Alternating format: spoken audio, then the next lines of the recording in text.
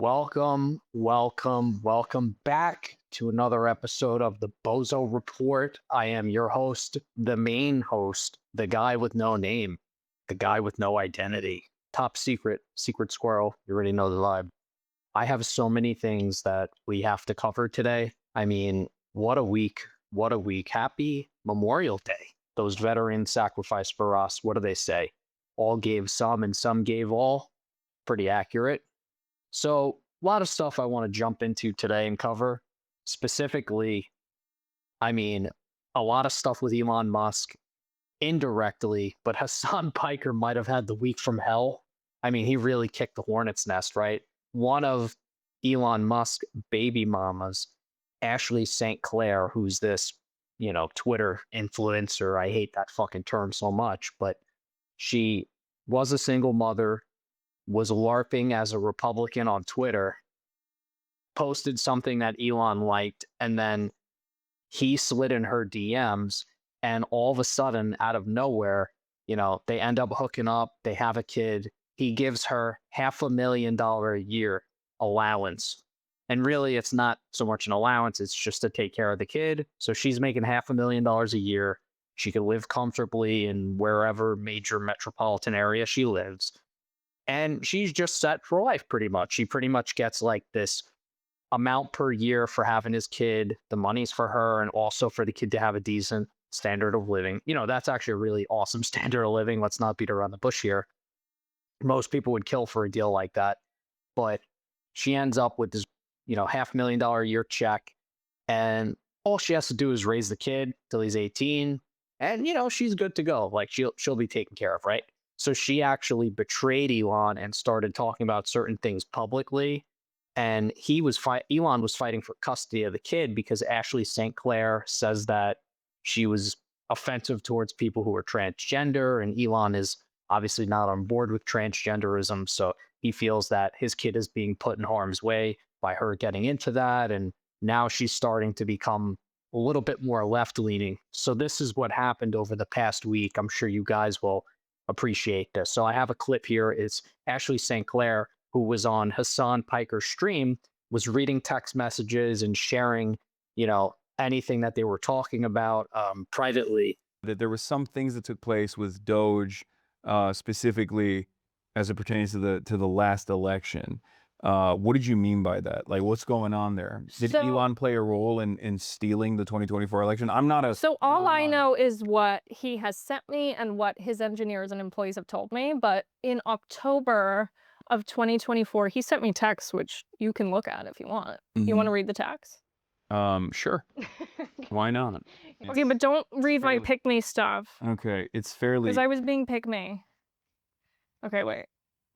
This was October 5th, 2024. What the fuck does that even mean? Yeah, you tell me. Wait, why does he actually talks like this? Yes, he actually talks like this. And I wasn't being hyperbolic when I said... Can I read this one? Yes, you can read the whole thing. Okay. You can read anything except my pick-me-isms. Okay, I'm feeling more optimistic after tonight. And tomorrow we unleash the anomaly in the Matrix. And then... This is not something on the chessboard, so they will be quite surprised. In air quotes, lasers from space. What? And you made a joke. And it was a Marjorie Taylor Greene joke. Yeah, you made a Jewish space laser joke. Or is it finally a focus on the Jewish vote? And he laughed at it. And then I have over 10,000 lasers in space right now. He doubles down and says and quantifies his number of space lasers. I'm reading your pick me text messages back. But I was like, I don't want to be deposed. Oh God, you literally sound like him. Stop. You changed the way you talk to sound exactly like him. I was so pick me. You're using the terminology. It was so bad. Don't even. That's crazy. Don't. I was so pick me. It's like, it makes me want to throw up and die. Simulation. Stop. Badass sci-fi drama. Stop it. But I said I don't want to be deposed. And what does he say? I was like, I would ask more, but I don't want to be deposed. You should have asked. Okay, no. You stop. Oh, what the fuck? You guys send memes to each other? You're so lame. Oh my God, I can't believe he literally like this is That's enough. that is the most. Wait, is he's Gen X, right? I don't know. That's the most millennial ass like text message. Aren't you Gen Z? Yeah. That's nasty. That was way worse than you trying to talk like him in your text messages. That is like sending like epic memes. Wow. Wow. I want to die. Oh my Yeah, God. that's Ah. embarrassing. Yeah, but so he did say that stuff. And then, okay, so in conjunction with that, then he's sending me the internal data from America Pack, where he's like tracking the real-time Delta vote metrics. He has like the cash prizes as incentives. Like it was. Yeah, it wasn't that illegal. I don't even understand how that was just like allowed. But I guess you can do that. If you're a billionaire, you can do that. If you're Israel, you can do that. It's cool. It's great. America is up for sale. There, Are you? there were so many memes too. Some of them were good. I'm sure. You want to show me a good one? He said worse things about 9/11 than you. Yeah, that's not. Everyone has. That's not even surprising. But show me one of your good memes then. No. No, it's all like cringe as fuck. So he's like showing you all this data, all this metric, all this stuff that he's tracking. Like I what? gave him that black MAGA hat. I'm responsible for dark MAGA. Ugh, gross. I put it on him like at my house and he's like, I'm dark MAGA now. All right, everyone. So I know that was a pretty tough listen, right? She is so annoying. I'm not a fan of her whatsoever. So let's establish the timelines, right? Today is the 25th. This started going viral on the 23rd in the late afternoon. Now, what happens yesterday? Hasan Piker gets subpoenaed by the feds. You know what they said to him? They said this. FBI, open up!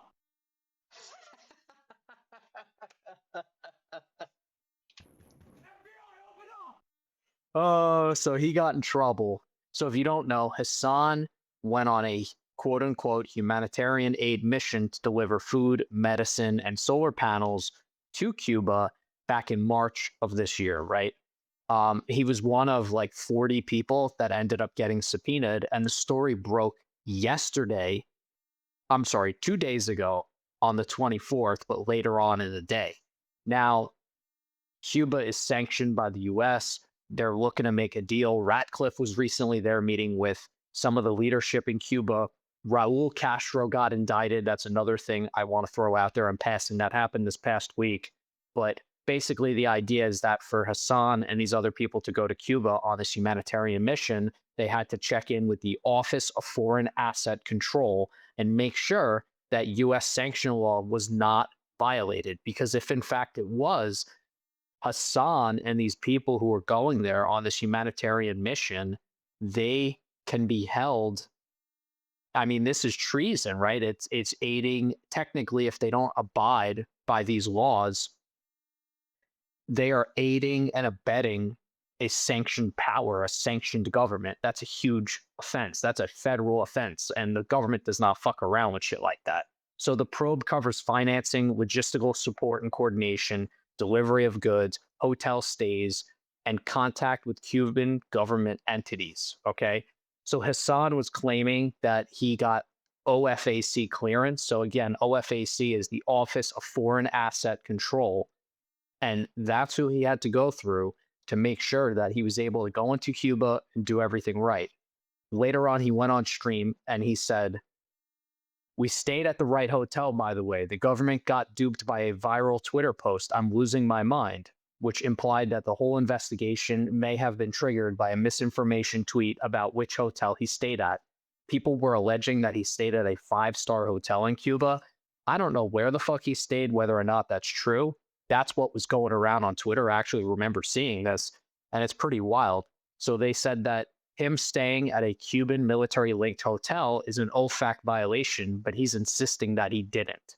Hasan on stream appeared visibly shaken and rattled, and he described the subpoena as, in quotes, "not great for me," and called it an intimidation operation with a chilling effect on dissident, and his voice was audibly shaken.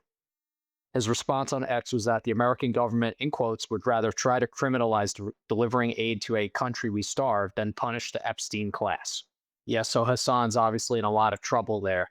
I figured that was something worth jumping into off rip because Hasan links up with Ashley Sinclair, and then a day or two later, literally less than 48 hours later, he's subpoenaed for his Cuba trip. What do you think happened there? I think Ashley slipped up and was talking about America PAC, the political action committee Elon set up to get people to vote. Well, to get people to register to vote. And then obviously people are allowed to vote whichever way they want. Elon was just paying people for them, allegedly paying people through America PAC for them to register to vote. And then they decided to, vote however which way they want, right?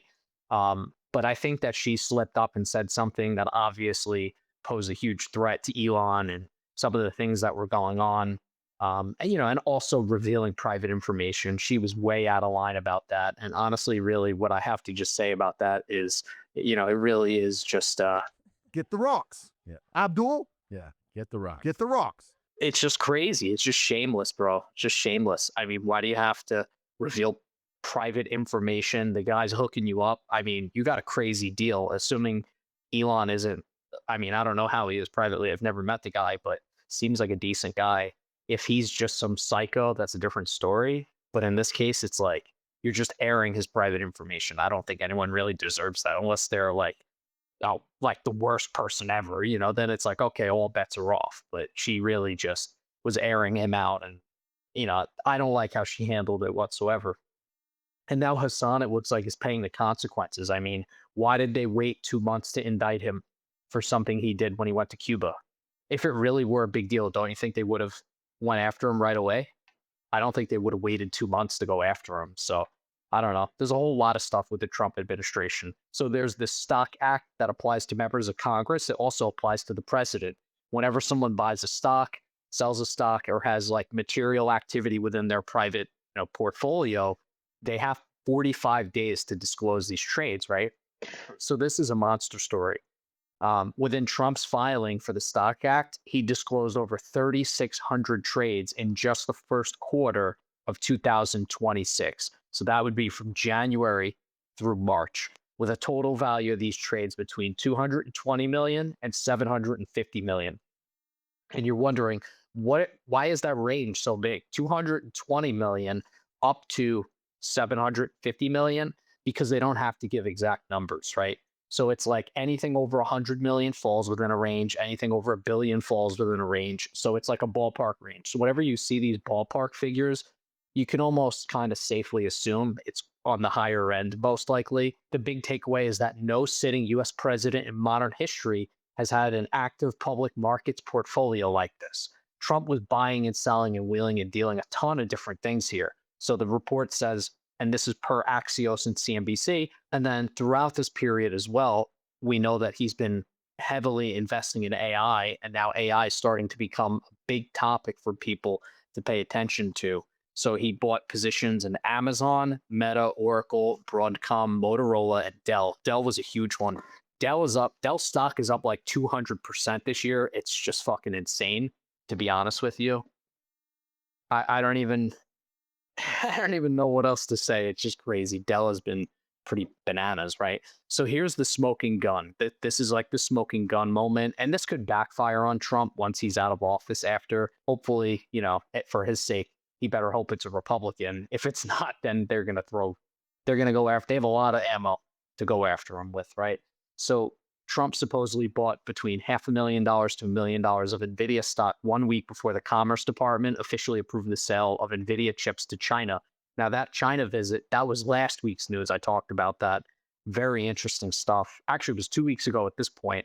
But yeah, I mean, so Trump buying between $500,000 and $1 million of NVIDIA stock 1 week before the Commerce Department signs off on the sale of NVIDIA chips to China, which that obviously positively affected the stock because now NVIDIA can sell to another global power. For the longest time, the U.S. government, on fear of national security, didn't want China getting their hands on NVIDIA chips. So Trump also bought Palantir back in March and April when Palantir shares were having their worst week in over a year.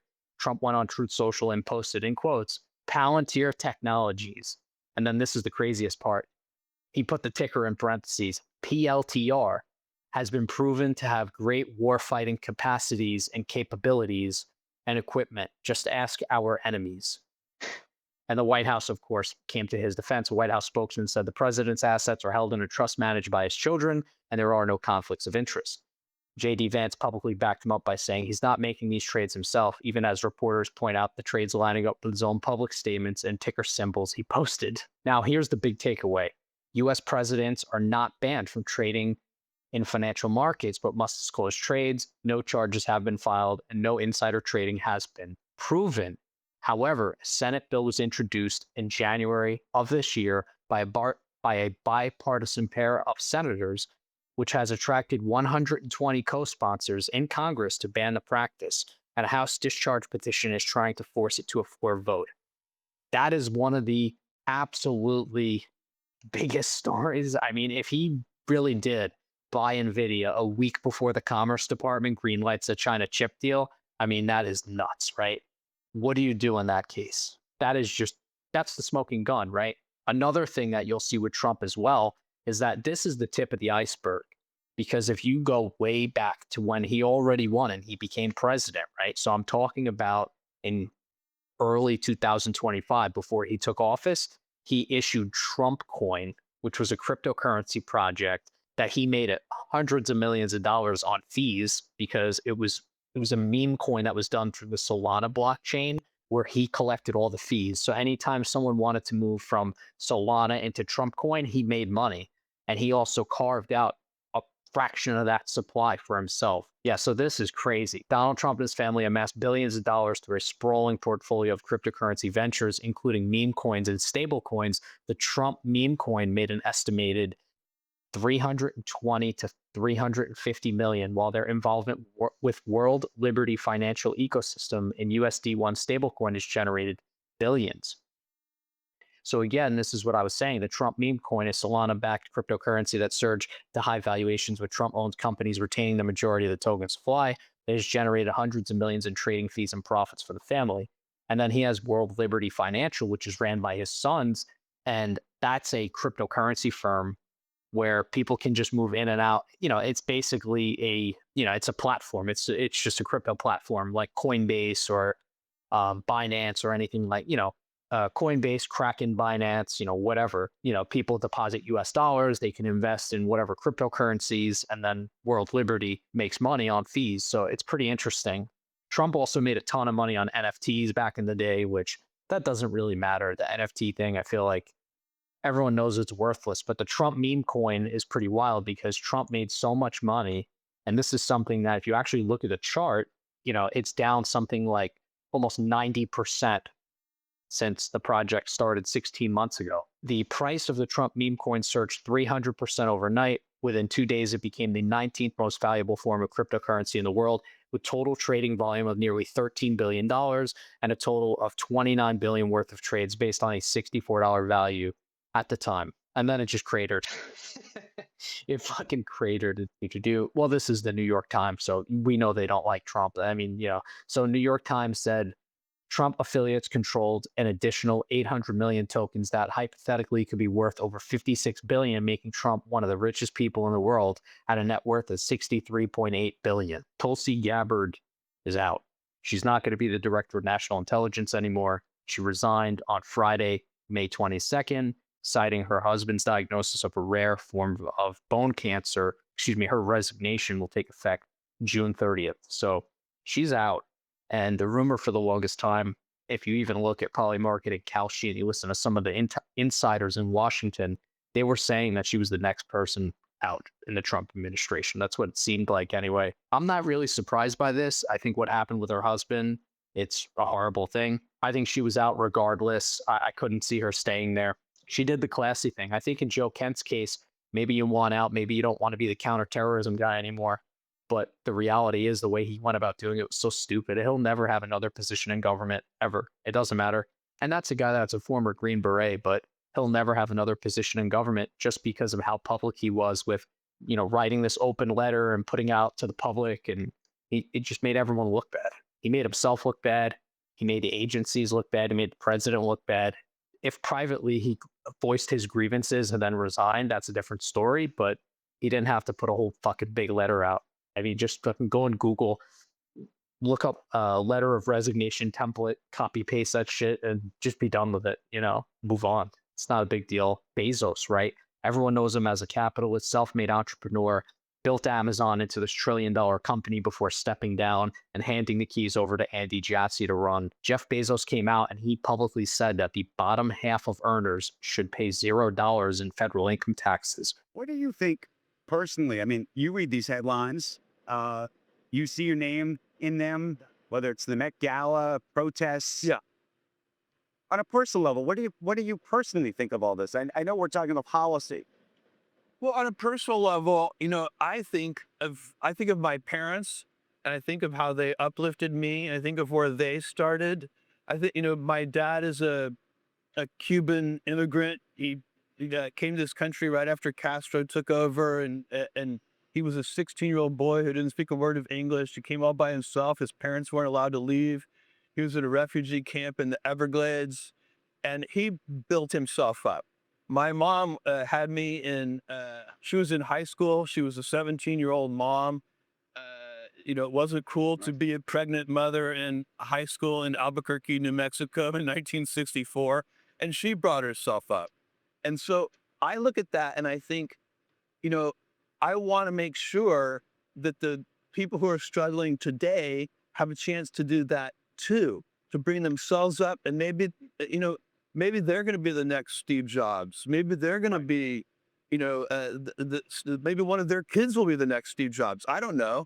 But we can give them a better chance by eliminating their tax bill. I don't want to reduce it. I want to eliminate it. I think there's something very powerful about zero. Zero is a better number than like $1. We don't charge, we have free shipping at Amazon, not like 25-cent shipping. Zero is a good number. When people are starting out and they're struggling, stop taxing them. We don't need it. We live in the wealthiest country in the world. America is the greatest country in the world. We have more entrepreneurial dynamism here than anywhere else in the world. This is the best time to be alive in America because we have access to capital is so easy right now. It's so good. And I'm talking about from entrepreneurs and aspiring entrepreneurs. And we should have so much optimism about the future. Okay, well, I want to talk about some of that optimism because there's some people who are very fearful, by the way, about AI. I'm very aware of this, and I think those people are dead wrong. We'll get into that in a sec, but you have a relationship with the president, Mr. Trump. Now that you have this, I don't know if there's a policy position, the Bezos policy position for zero taxes on, I don't know what the wealth number is going to be. Do you plan to go to Washington to talk about this with them? I mean, is this something you want to be the advocate for? I'm certainly going to advocate for this. I've worked with every president since Bill Clinton, and I hope to work with, the next couple of presidents too, if they'll have me. But yeah, we have, it's part of our job as citizens and as business leaders to share our ideas. And this one would actually help people. This one would actually help people. If you do want to get rid of taxes to some degree, you have to shrink government.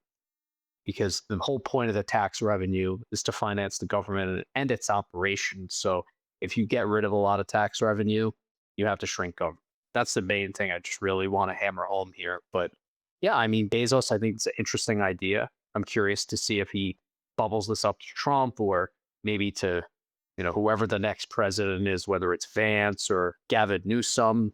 Part of the issue is sort of how do you create this livable, by the way, affordability? More of that, they could, that amount of spending should come down and more of it should go to the teachers. It's just, if you look at the level of administration in the New York public school system, it's off the charts. It's like they have all these middle managers and senior leaders. The money does not get to the teachers. Let me ask you a question, though, about great wealth, though. And the other issue on the tax front is whether people of great means at the very, very top end, and Elizabeth Warren has made this point repeatedly, I think she's made it in reference to you and others, are able to pay a lower tax rate, even though you're paying an enormous sum in taxes, a lower tax rate than maybe I am. These people sometimes say that I don't pay taxes. It's not true. I pay billions of dollars in taxes. And it's a perfect, again, if people want me to pay more billions, then let's have that debate. But don't pretend, that's going to solve the problem. you could double the taxes I pay, and it's not going to help that teacher in Queens. I promise you. This is so you can't connect those two things, not logically. You know, there are more examples. Why is rent expensive? Why is rent so expensive? I recently saw somebody blamed it on Airbnb. Okay, Airbnb is not the cause of expensive rent. In fact, it's been almost, no, let me finish here 1 sec. It's already been outlawed in New York City, and rents are still very high. So we know Airbnb isn't causing high rents. What's really causing high rent is government intervention. We subsidize demand with things like tax policy, which is fine. But at the same time, we constrain supply. We constrain supply with things like zoning and permitting. Why does it take so long to get something permitted to build? Look, if you want rents to come down, Econ 101, really simple. You need to, you can't sort of subsidize supply. I mean, subsidize demand and constrain supply. If you do, prices are going to skyrocket. But this is not anybody's fault other than government policy. And this is fixable. Again, this is a skills issue. Well, let me ask you about government policy, though, because the other piece of the argument is that the wealthy have extraordinary influence over government policy and have too much influence over government policy, by the way, over tax policy, over housing, over all of it. But what I would say is that we have way too much corporate welfare, way too much corporate subsidies. We have, there's way too much influence in politics from business, in some cases, wealthy people who really focus on that, unions. There's a bunch of people interfering in the political process. And if we can make that better, we should do that too. That would be another root cause. We go back and figure out what is happening there. But yeah, it doesn't make any sense for the government to subsidize, you know, a certain agricultural crops, certain real estate transactions, Hollywood films. The tax code is 10,000 plus pages long because it has built-in corporate loopholes for various things. But this is crony capitalism. And of course it should be fixed. Well, that's my question to them. And therefore, the question is, should people like you in your position advocate ways to fix it? I mean, one of the things people talk about is this policy, what they call buy, borrow, die. This idea that you can take assets that you have, stock, and get as far as I know, there's no truth to this buy, borrow, die thing. I don't even know where this comes from. And you know, you can look at, I'm selling Amazon stock routinely, and that's how I fund Blue Origin and Prometheus and a bunch of other things, and investments in small companies that I'm doing. So every time I sell, it may not be you, I pay taxes on. But there are other people. By the way, Elon Musk, who takes extraordinary loans against his stock, and as a result, isn't paying taxes in that moment. Now, when he sells stock, he pays. And this is, you know, again, can we fix that? If that's a true loophole, I'm a little skeptical that that's a true loophole. But if it is, can we fix it? Then we should. I don't think such a loophole should exist. But I want to get back to my primary point. When you fix that loophole, it's not going to help that. It's not going to solve the full problem. That nurse in Queens it's not going to help her at all.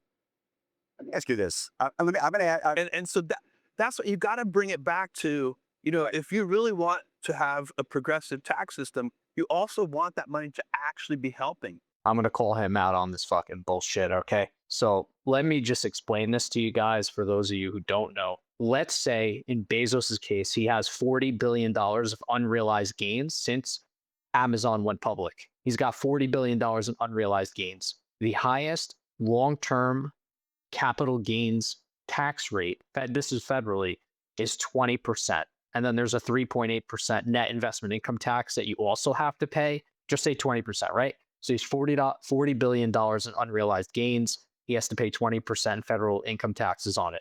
That's $8 billion, right? 40 billion times 0.2, 8 billion. Okay. Now, if he wanted to borrow and take out a loan against the $40 billion, he can do that. And the market rate is anywhere from 5 to 6% a year in APR. So now let's take our $40 billion, right, times 0.06. 6% a year, right? That means he's paying $2.4 billion in interest per year to borrow against the stock. Well, 2.4 billion is cheaper than paying 8 billion, right? Wouldn't you rather, if someone said to you, you have a tax bill, you could either pay $8 billion today, or you could borrow against the stock and pay 2.4 billion in interest every year. Which would you rather pay? So buy, in his case, has found the company, go public, your equity's worth so much more, you have giant gains, you borrow against the gains, and then when you die, the people who inherit your stock, if there's a giant gain or a giant loss, they either get a step up in basis or a step down. The step up in basis means that if the stock rips and the value of his position goes from $40 billion to $80 billion, when his son inherits the stock based on the value at the time of death, in which case that would be $80 billion. So now the tax bill's gone. The government never gets the money. But yeah, Bezos is being very misleading about that. Buy, borrow, die is like a time-tested and true strategy for long-term wealth planning for ultra-high net worth individuals.